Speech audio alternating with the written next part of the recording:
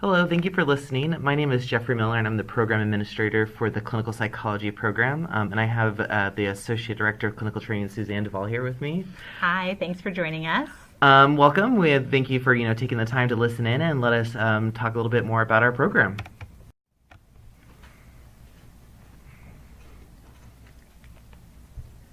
I wanted to share with you a little bit about our program here at OHSU, our clinical psychology PhD program, some of the things that make us unique and that we're excited to recruit.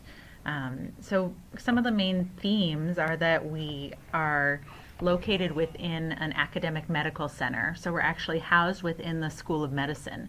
The benefit of that is that we have psychologists from all over the university, and we have a close affiliation with our Portland Veterans Administration, our VA system, too. So there's about 60 psychologists across our campus who are involved in clinical health psychology type applications. So whether that's pediatric psychology, geriatric psychology, adult psychology, but lots of health focus and specialized medical population access. Additionally, we have chosen to develop our program in a way that's really integrated. So we have aspects of psychology as a broad discipline that cut across our coursework. So instead of having a standalone course in something like biological bases of behavior, for example, we have high graduate level knowledge infused across many courses. So in our abnormal psychology courses, in our diversity courses, in our neuroscience type courses, we're hitting those themes and talking about biology, genes, brain development, those kinds of things. So we see that as a real strength of our program because it allows us to focus on the true integrated knowledge. And then we don't have tracks in our program, so everybody coming through will get specialized instruction and then also opportunities to do clinical practica with adults and children. That's in both therapy and assessment.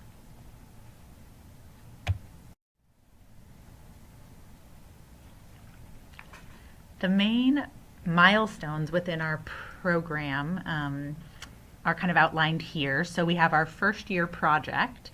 And the majority of these milestones were developed with the idea that we want to give you products, not just hoops to jump through. So each of these products and milestones should be something that you're able to turn into a scholarly presentation or publication to enhance your CV. So the first year project is data analysis or qualitative review that would be presented in a manuscript format and then reviewed by a committee. Our second main milestone is the qualifying exam, and that will likely take the form of a grant application. And then our dissertation defense. So that is more of a independent research project that you decide on in coordination with your mentor. And then completing all of our coursework, which we front load into our earlier in our training. And then the final capstone of a clinical psychology PhD program is your last year before you're awarded your PhD. There is a clinical internship, which is part of a national matching process akin to a residency type match, where you apply all over the country to different places, and then you go and interview, and then you get matched to a select site. As I mentioned, our coursework, we try to front load. And we have a series that is focused on statistics and scientific writing with a real workshop and feedback flair to it. We have a clinically focused series on diagnosis, clinical interviewing, and then also we have those assessment and intervention focused courses, both with adult and child populations. And then we have some higher level coursework specifically in ethics, diversity, history and systems of psychology, and kind of advanced integrative knowledge. while you're doing your coursework, starting in your second year, you begin your practicums. So those are clinical placements. So that might be doing assessments in an autism clinic with kids. That might be doing therapy with veterans at the VA. It can be a variety of different things. And then we have an accompanying practicum seminar that it's a group supervision experience that you participate in for the first 2 years that you're doing clinical practica in order to learn from your peers and then also provide kind of a space to process all the exciting new things you'll be learning. And this is just to highlight as that front-loaded schedule. So the first year is course heavy, with the idea that starting in that second year, you're starting to add in more of those clinical experiences. So we try to open up your classwork in the higher years of the program so that you have more time to really focus on that intensive research and clinical training arm. And then as you see, as you go through the program more, by year 5, if you were to go through in the most expedient manner, that would be the year you're on that clinical internship, and that's a full-time experience. I want to talk a little bit too about what makes applicants competitive for our program. Although we are a new program, we have a lot of really high-level researchers and folks involved, and so we're getting a lot of interest, which is great. The main things that we're looking for in our applicants is that they have really strong research experience. So this includes time spent in a research lab that's either a psychology research lab or an allied, like a neuroscience type lab. Something that you'll want to highlight on your CV and in your application would be your experience with scientific writing. So whether that's doing research posters, publications, abstracts, talks at conferences, and then grant writing. Those are the skills that will be really important to kind of hit the ground running with. And then also the clinical experience. So although we're a very research-heavy program and all applicants are expected to be very involved in research and to be spending 20 hours a week in their research mentors lab, contributing to the productivity. We're also people who graduate from our program should be license eligible is our goal. So to practice as a psychologist, you need to have a lot of clinical experiences too. So some examples that people might come in with would be either through a research study, administering different assessments or interviews, or volunteer type opportunities through shelters or hospitals or community organizations.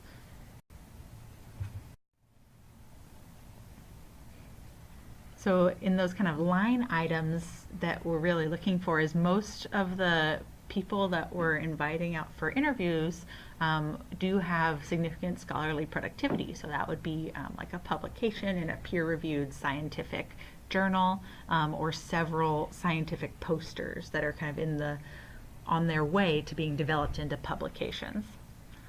When you're writing your personal statement, something to think about is that since our program is broad in that multiple people have overlapping interests here, we think it's an asset if folks can identify multiple mentors that they think they would work well with and that they think have similar interests or research methodologies that would apply to what they're working with. Since who is taking a student in our program is highly dependent on grant funding and things like that, we tend to release when we will, who will be taking specific applicants towards the end of summer.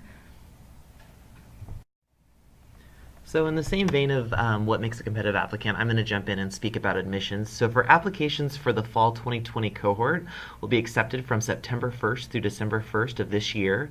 And in terms of what makes a qualified applicant, in addition to kind of what Suzanne highlighted, that's definitely having an undergraduate degree in psychology or related field. And so we get a lot of questions kind of about this of what, is a related field, or what if you're coming from a field outside of psychology. So we just definitely want to make sure that you have preparation in statistics, because definitely the first year is really heavy with stats, as well as, just showing that you've taken some advanced upper division psychology courses. Would you say anything else kind of in that line, Suzanne, about preparation for that? No, those are the important ones. I think the key is just that you have this kind of background within psychology that you're able to apply. And so another way we ask you to show that is by taking the psychology GREs is another way. But it helps to have formal coursework. I think both from your perspective to make sure you enjoy this and you want to spend many years of your life really immersed in this, but then also to make sure you have a really strong foundation to be diving in at the graduate level. And the next would be earned a 3.0 GPA or higher on a 4-point scale. In terms of what makes the most competitive applicant, definitely a 3.5 or higher. But please note, I'm saying this is definitely not a minimum. If you do have a below a GPA of 3.0, that is totally fine. There is a low petition, there's a low GPA petition in the application system that you can definitely kind of highlight that and discuss how you're going to succeed in graduate school. So, when it comes to our admissions committee, we really review applicants holistically. So we kind of take in all factors, and, a deficiency in one area can definitely be balanced by a strength in another. And then the next one is evidence of training and background in the field of psychology. And that kind of goes back to what Suzanne was saying in the previous slide about research and clinical experience. So kind of continuing on with the missions, like Suzanne mentioned, we do require the GRE. So in addition to the general GRE, we require the psychology GRE subject test. With that one, you definitely want to make sure that's from administered on September 2017 and after. And then in terms of what makes an applicant competitive, definitely we're looking for scores within the 50th percentile range. But kind of like the GPA, I'm saying if you don't meet those scores, that's okay. We definitely would still encourage you to apply. And then once you get into the application system, these are kind of some of the requirements that you will need to input and upload, so such as unofficial transcripts. So definitely make sure those are from each college and or university that you've attended. 3 letters of recommendation. I would definitely recommend choosing these from folks who can definitely speak to your research or clinical experience, as well as how you perform academically in the program. And then a personal statement, so highlighting your interest in the program, prior research and clinical experience, why do you believe you're a good fit, what diversity you bring, and then listing several mentors that you might be interested in working with and why their research interests you. And then a CV resume, and then there's a $70 application fee. But if this poses a challenge, if you go to our missions tab, there is a section in there where you can look at potential application fee waivers for this. So I wanted to kind of put in a little bit of data from our last admission cycle to kind of put things in perspective. In total, we had 60 applicants apply. We interviewed 21 of those, and then we admitted 4 for the class of 2019. And we do intend to admit 4 students each year into the program. And then for each kind of pool of applicants, I uploaded their average month's full-time research experience, as well as average GPA and GRE. And this just kind of gives you an idea of what the applicant pool looks like. And this is definitely not a minimum, but just kind of gives you an idea of what that is. So the application system closes on December 1st, and then we intend to send out offers to interview before Christmas break. And then if you do get an invite to interview, our interview day takes place on January 24th, 2020. And this is kind of like a little bit of a tentative schedule to show you what we're going to be doing. So the night before, we're going to have dinner with some of our current students in the program. So a great chance to kind of, pick their brain, to talk with them about their experience in the program, classes, faculty, research, and whatnot. Then the following morning, we'll have a welcome session and a program overview, followed by 4 interviews and 2 lab tours. And you actually get to select which labs and faculty you would like to interview with. A lunch reception and resource fair, and then we'll conclude the day with some tours of OHSU. So moving on, this is definitely like a big important piece, is financial support. So all students coming into the program receive a stipend of $30,000 annually, which comes out to $2,500 a month.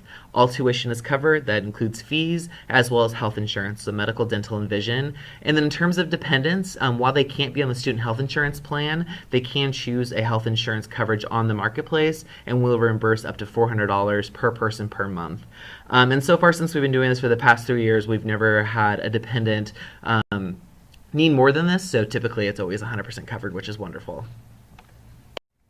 So that concludes the end of our presentation. I've uploaded our emails here, so if you have any questions, please always feel free to reach out, as well as the URL for our website. And we just want to thank you again for listening in. We do have an upcoming information session if you'd like to attend in person. That's going to be on August 19th from 12 to 1 p.m. And the information on that, as well as how to sign up, is on our website.